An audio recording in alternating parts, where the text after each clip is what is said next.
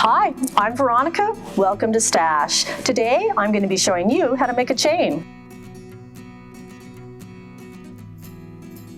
Once we have our slip stitch, we need to grab our hook and pop it on.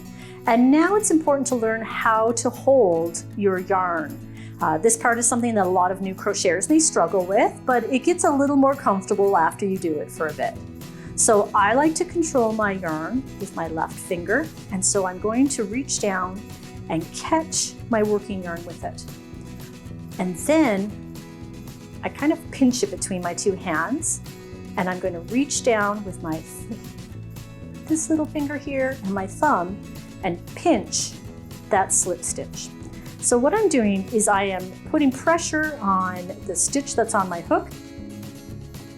I'm creating pressure with the working yarn so that I have a lot of control of the situation. And then I will sweep over and do a yarn over the front of the needle from behind, and then I can pull it through for my first chain stitch. You want a lot of